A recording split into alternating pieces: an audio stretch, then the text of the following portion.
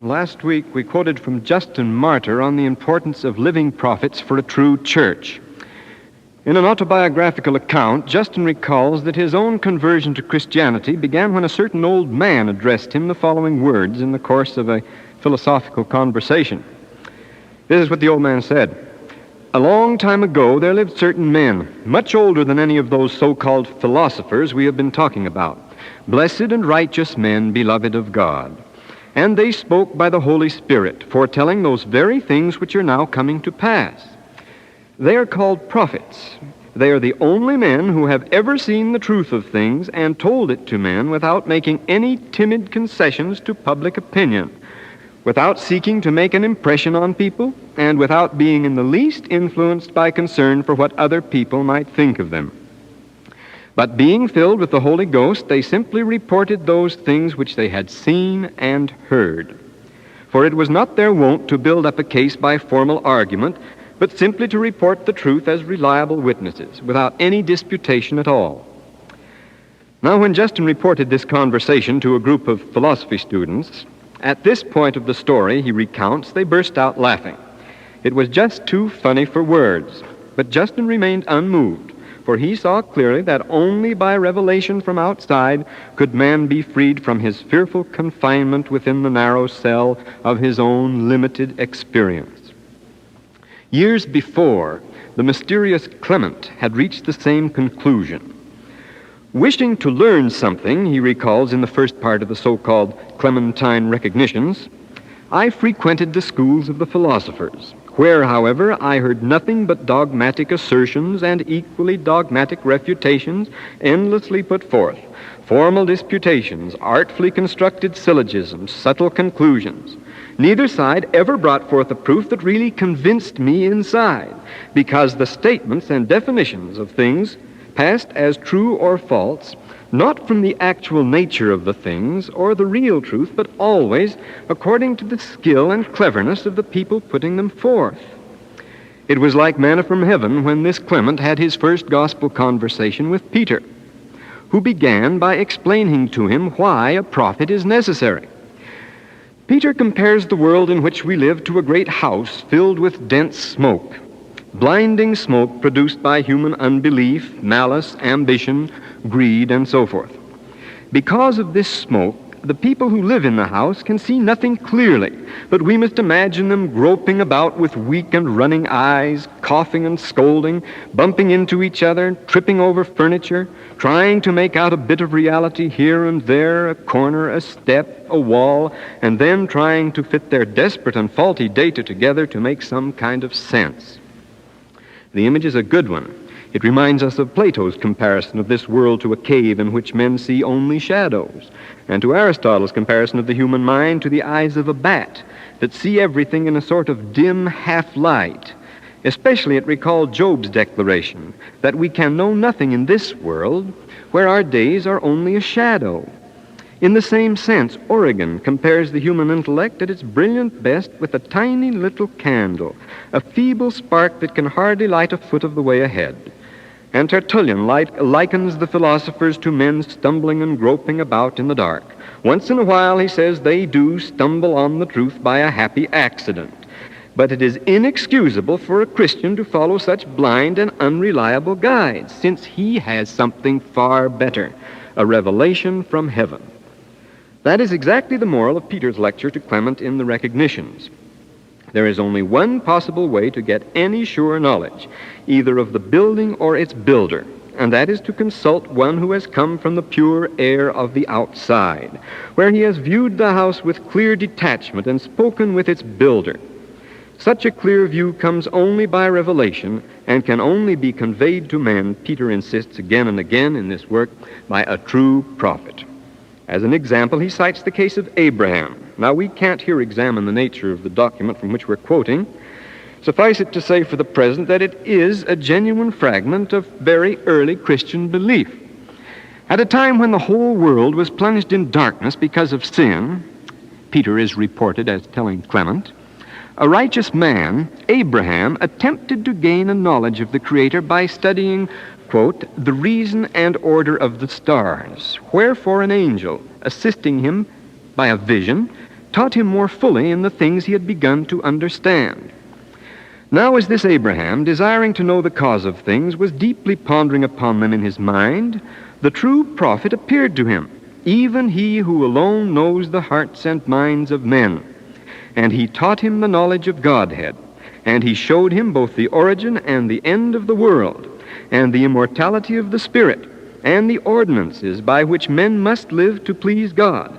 And he showed him the resurrection of the dead which was to come, and the judgment which is to come, with the reward of the good and the punishment of the bad, explaining to him how all things are governed by a just law. And having instructed him correctly and fully in all things, he returned again to his invisible dwelling places. End of quote. This true prophet, Peter explains, was Jesus Christ, the same who had brought this knowledge to the earth in his own day. He insists before all things that faith in religious and holy matters requires the presence of a true prophet, so that he might tell us also how we are to understand everything. Someone is almost sure to protest that this smacks of authoritarianism, and Peter sees the point. In the dealings of men, he says, with each other, any assumption of infallibility or even superiority is sheer arrogance. We mortals are all highly fallible. For that very reason, Peter insists, it is all important to prove that a prophet is a true prophet, and not one of the swarming impostors. We must, he says, before all things try the faith of the prophet by every possible test. A prophet is no ordinary person. He makes no ordinary claim. He doesn't ask people to believe him, but to test him. God is not authoritarian. He asks no one to believe, but invites the world as his prophets do, prove me herewith. When the Lord was upon his earthly mission, he greatly angered and upset men by forcing them to decide whether he was a true prophet or not. Early in his mission, he was met by certain devils who begged him to leave them alone. They cried out, saying, "What have we to do with thee, thou Son of God? Art thou come hither to torment us before the time?" The devils could not ignore him. His mere presence was a torment to them. And it was the same with men. For when the people of the nearby town heard what had happened, behold, the whole city came out to meet Jesus. And when they saw him, they besought him that he would depart out of their coasts. Apparently his presence made men as uncomfortable as it did the devils. For while the Lord was in their midst, it was impossible for them to be neutral regarding him. It was only after he had left the earth that it became possible for Christians to have an open mind regarding Christ's mission. Of such people he said through his prophet John, "So then, because thou art lukewarm and neither hot nor cold, I will spew thee out of my mouth." The Lord insists that we make up our minds one way or another regarding his calling. Before considering the tests of a true prophet, we must make it clear that a prophet is a witness, not a reformer. Criticism of the world is always implicit in a prophet's message of repentance, but he is not sent for the purpose of criticizing the world. Men know the world is wicked, and the wickedest ones often know it best. To denounce human folly has been the avocation of teachers and philosophers in every age, and their reward, surprisingly enough, has not been death, but usually a rather handsome fee. The age of Christ, like the 19th century, was a remarkably tolerant one as far as ideas were concerned. On the one hand, we find quacks, impostors, and miracle-mongers flourishing throughout the empire, and on the other, traveling philosophers and high-powered professors indulging in the most unsparing and outspoken criticism of all established institutions, sacred and profane, while the world applauded. It was not the Sermon on the Mount that drove men to crucify the Lord. It was not for their moral tirades that the prophets of old and the apostles were stoned. In the age of Apollonius and Diochrysostom, people liked nothing better than to sit in fashionable congregations while being scolded by picturesque crackpots. No Christian writer ever made such devastating attacks on prevailing manners and morals as the pagan satirists did. No Christian apologist ever debunked heathen religion as effectively as Cicero did, with perfect safety. When Ovid was banished, it wasn't for criticizing the corruption of the times, but for being too lenient toward it, and thereby it was thought encouraging vice. What then did Christ and the apostles do and say that drove men into paroxysms of rage? They performed tangible miracles. And they reported what they had seen and heard. That was all. It was as witnesses endowed with power from on high that they earned the hatred of the world, of which John speaks so much. We speak what we do know, and testify what we have seen, and ye receive not our witness. Many good works have I showed you from my Father, says the Lord on one occasion when he was stoned. For which of those works do ye stone me? The Jews answered him, saying, For a good work we stone thee not, but for blasphemy, and because thou, being a man, makest thou thyself God. Say ye of him whom the Father has sanctified and sent into the world, Thou blasphemest, because I said, I am the Son of God? Wherefore they sought again to take him, and he escaped out of their hand. On another occasion the enraged multitude cried, Are you greater than our father Abraham, who is dead? The prophets are dead too. Who do you think you are? Literally, whom do you make yourself out to be? When Christ in reply said that Abraham had actually seen his day and rejoiced, while he was before Abraham, then took they up stones and cast at him. And as soon as the apostles said, We are witnesses of these things, the council and the high priest were cut to the heart and took counsel to slay them. Again, we are told that the multitude were cut to the heart when Stephen accused them of rejecting what had been brought by the disposition of angels. But the last straw was when he had the effrontery to say, Behold, I see the heavens opened, and the Son of Man standing on the right hand of God. Then cried they out with a loud voice, and stopped their ears, and ran upon him with one accord, and cast him out of the city, and stoned him. If Stephen had spent his life, as innumerable philosophers have, denouncing the vices and follies of the age, he might have died peacefully in bed. But those fatal words, I see, were his death warrant. And what did Paul say to make the Jews cry out in utter horror, Away with this fellow from the earth, for it is not fit that he should live, as they cast off their clothes and threw dust into the air, preparatory, no doubt, to stoning him. What indeed? These were the unforgivable words that made him unfit to live. Suddenly there shone from heaven a great light round about me, and I fell to the ground and heard a voice, saying to me, Saul, Saul, why persecutest thou me? And so forth. Paul could have won his audience over by speaking as a scholar, but when he bore witness to what he had seen and heard, he was asking for trouble. To come down to modern times, why were people so furiously angry with Joseph Smith? It was not for being a reformer or rebuking a naughty world.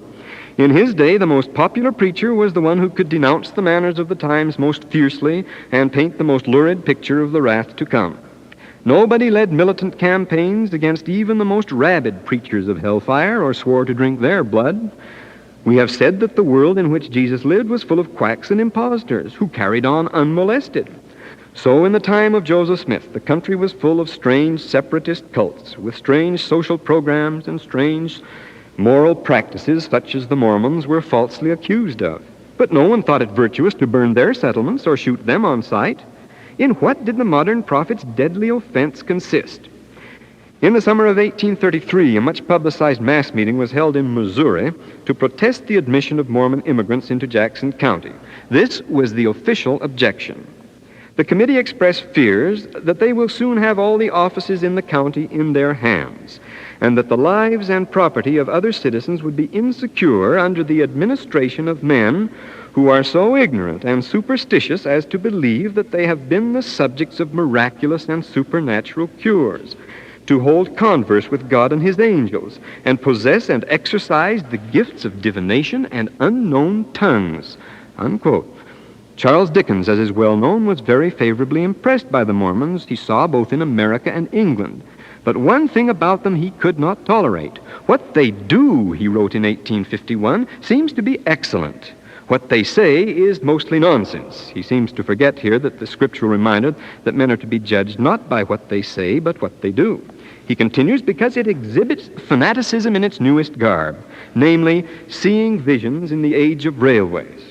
That put them in the same class with the prophets and apostles of old. We know Abraham is our father and Moses is our prophet, but who is this fellow? Abraham is dead and the prophets are dead. Who do you think you are? Before we even consider the question of whether Joseph Smith was a true prophet or not, the uniqueness of his position deserves respectful attention, because, true or false, he was the first man since the days of the apostles to claim the things that real prophets claim. The modern prophets, who excited the laughter and contempt of the world, exactly as the ancient prophets shocked and amused the up-to-date friends of Justin, were the first men since ancient times to talk of what they had seen and heard in the presence of God and angels. What could they expect but a prophet's reward?